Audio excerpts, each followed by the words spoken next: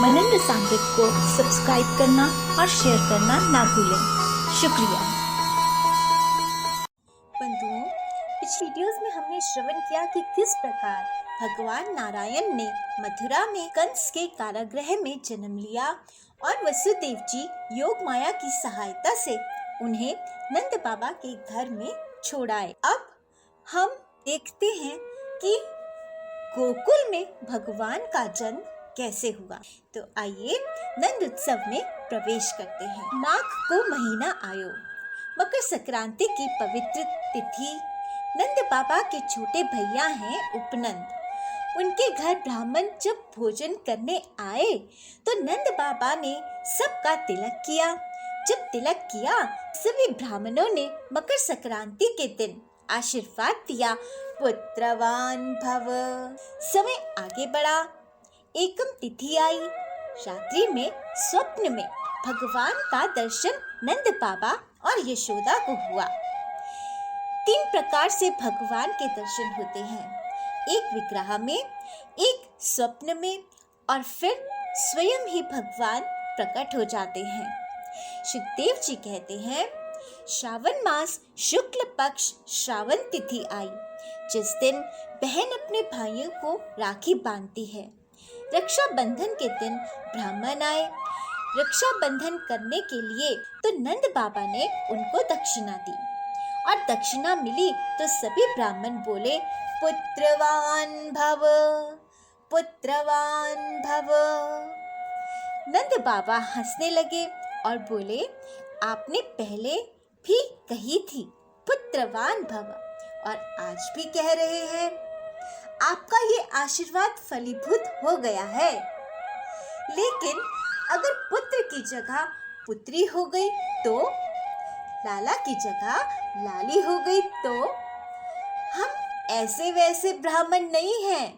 देखो नंद बाबा, अगर आपके यहाँ लाली भी हो गई तो हम लाली को ही लाला बना देंगे।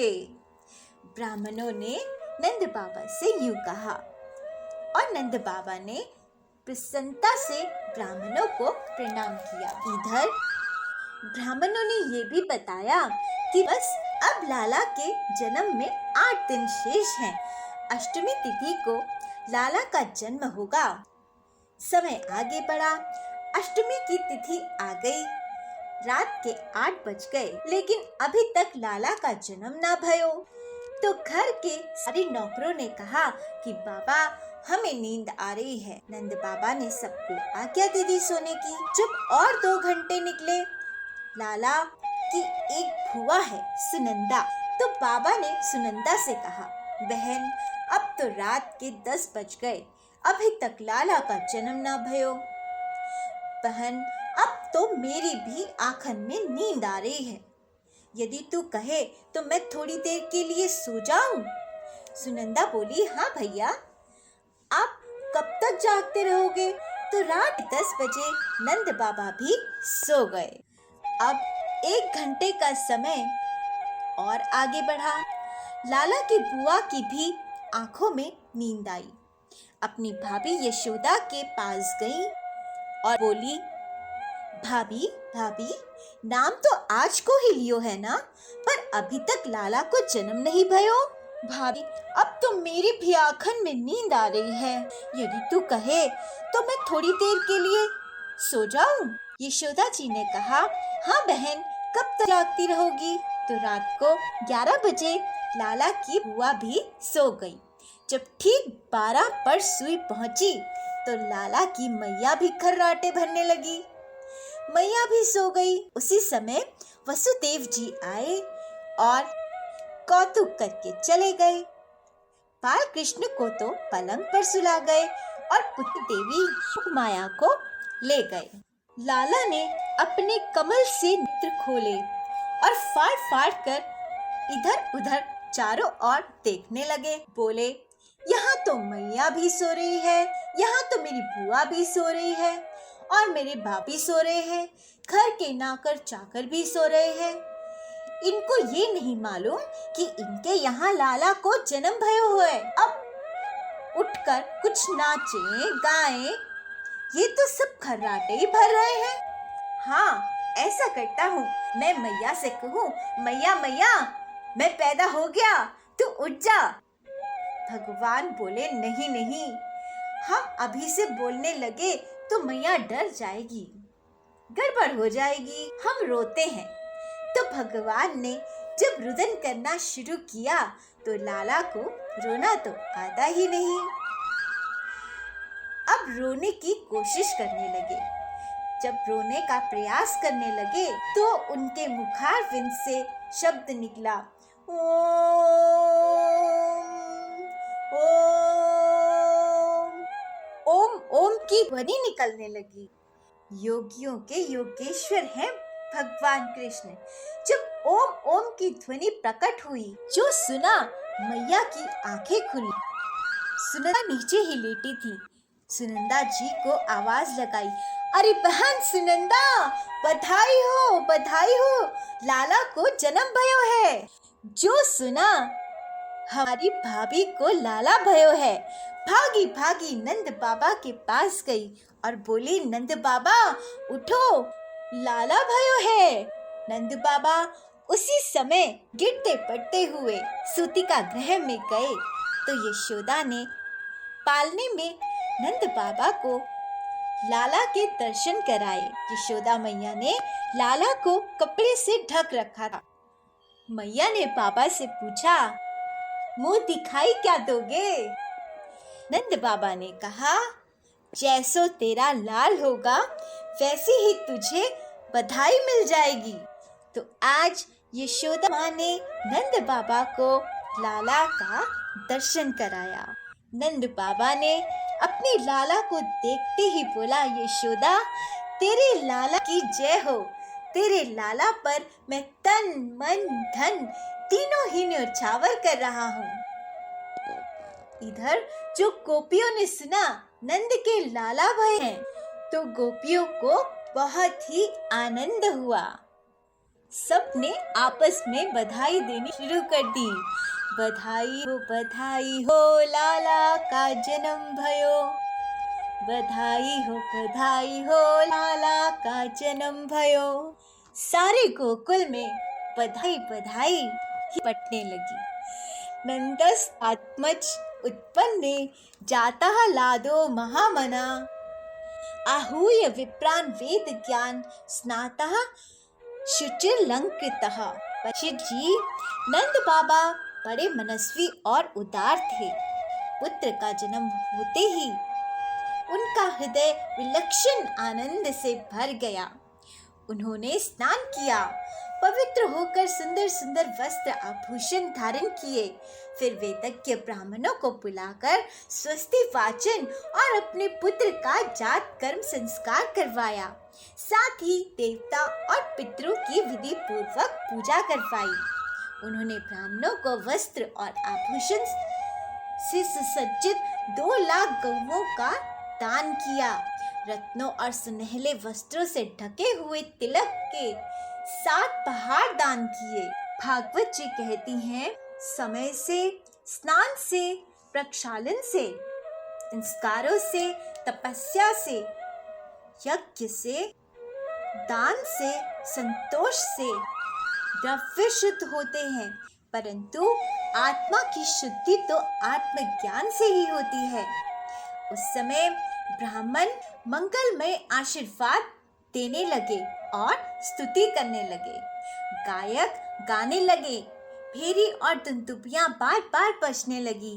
व्रज मंडल के सभी घरों के द्वार, आंगन और भीतरी भाग झाड़ बुहार कर साफ किए गए। उन्हें सुगंधित जल का छिड़काव किया गया।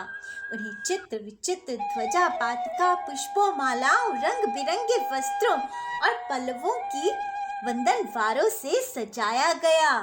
गाय, बैल और बछड़ों के अंगों में हल्दी तेल का लेप कर दिया गया और उन्हें गेरू आदि रंगीन धातुओं, मोर पंख, फूलों के हार, तरह तरह के सुंदर वस्त्रों और सोने की जंजीरों से सजा दिया गया। परीक्षित सभी ग्वाल बहुमूल्य वस्त्र, गहने, अंग रखे और पगड़ियों से सुसज्जित होकर अपने हाथों में भेंटों की बहुत सी सामग्रियां लेकर नंद बाबा के घर आए। यशोदा जी के पुत्र हुआ है, यह सुनकर गोपियों को बड़ा आनंद हुआ। उन्होंने सुंदर सुंदर वस्त्र, आभूषण और अंजन आदि से अपना श्रृंगार किया। गोपियों के मुख कमल तो बड़े ही सुंदर जान पड़ते थे। उन पर लगी हुई कुमकुम ऐसी लगती मानो कमल की केसर हो। वो भेंट की सामग्री लेकर जल्दी जल्दी यशोदा के पास चली आईं। बड़े सुंदर सुंदर रंग बिरंगे वस्त्र पहने हुए थी। मार्ग में उनकी चोटियों में गुथे हुए फूल बरसते जा रहे थे। हाथों में जड़ों कंगन अलग ही चमक रहे थे। उनके कानों में कुंडल, पयोधर और हार हिलते जाते थे। इस प्रकार नंद बाबा के घर जाते समय उनकी शोभा बड़ी अनूठी जान पड़ती थी। नंद बाबा के घर जाकर वे नवजात शिशु को आशीर्वाद देती। यह चिरंजीवी हो, भगवान इसकी रक्षा करे, और लोगों पर हल्दी तेल से मिला हुआ पानी छिड़क देती तथा ऊंचे स्वर से मंगल गान करती। नंद के आनंद भयो कन्हैया लाल की, गोकुल में आनंद भयो जय कन्हैया लाल की, जय कन्हैया लाल की, जय कन्हैया लाल की। नंद के आनंद भयो जय कन्हैया लाल की। हाथी दीने, घोड़ा दीने और दीनी पाल की, नंद के आनंद भयो जय कन्हैया लाल की। गोकुल में आनंद भयो जय कन्हैया लाल की। भगवान श्री कृष्ण समस्त जगत के एकमात्र स्वामी हैं। उनके ऐश्वर्य, माधुर्य, वात्सल्य सभी अनंत हैं। वे जब बंद बाबा के व्रज में प्रकट हुए, उस समय उनके जन्म का महान उत्सव मनाया गया। उसमें बड़े बड़े विचित्र और मंगलमय बाजे बजाए जाने लगे। आनंद से मत वाले होकर गोपगण एक दूसरे पर दही दूध की मटकियां पानी उड़ेलने लगे, एक दूसरे के मुंह पर माखन मलने लगे और माखन फेंक फेंक कर आनंद उत्सव मनाने लगे। नंद बाबा स्वभाव से ही परम उदार और मनस्वी। उन्होंने गोपों को बहुत से वस्त्र, आभूषण और गायें दी। सूत मागधवती जनों नृत्य, वाद्य आदि विद्याओं से अपना जीवन निर्वाह करने वालों तथा दूसरे गुणी जनों को भी नंद बाबा ने प्रसन्नता पूर्वक उनकी मुंह मांगी वस्तुएं देकर उनका यथोचित सत्कार किया। यहाँ सब करने में उनका उद्देश्य यही था कि इन कर्मों से भगवान विष्णु प्रसन्न हो और मेरे नवजात शिशु का मंगल हो। परीक्षित जी, उसी दिन से नंद बाबा के व्रज में सब प्रकार रिद्धियां, सिद्धियां, अटखेलियां करने लगी और भगवान श्री कृष्ण के निवास तथा अपने स्वाभाविक गुणों के कारण वह लक्ष्मी जी का भी क्रीड़ा स्थल बन गया। तो इस प्रकार भगवान के जन्म का उत्सव गोकुल में मनाया गया। तो आज हम भी अपने अपने घरों के लड्डू गोपाल को, अपने अपने घरों के बाल गोपाल को, चाहे वो विग्रह के रूप में हो या फिर अपने घर के बच्चों के रूप में, अपने अपने घरों में भी भगवान का जन्मोत्सव मनाएं और नाचे गाएं। नंद के आनंद भयो जय कन्हैया लाल की, नंद के आनंद भयो जय कन्हैया लाल की। हाथी घोड़ा पाल की जय कन्हैया लाल की, नंद के आनंद भयो जय कन्हैया लाल की, नंद के आनंद भयो जय कन्हैया लाल की। तो इसी आनंद के साथ आज यही विश्राम लेते हैं। अगली वीडियो में नंद बाबा कंस को बधाई देने जाएंगे और कंस भेजेंगे पूतना जी को। श्रवण करते रहिए और नाम जाप करते रहिए। हरिओम नमो भगवते वासुदेवाय। हरिओम नमो भगवते वासुदेवाय। हरिओम नमो भगवते वासुदेवाय। जय बिहारी जी की।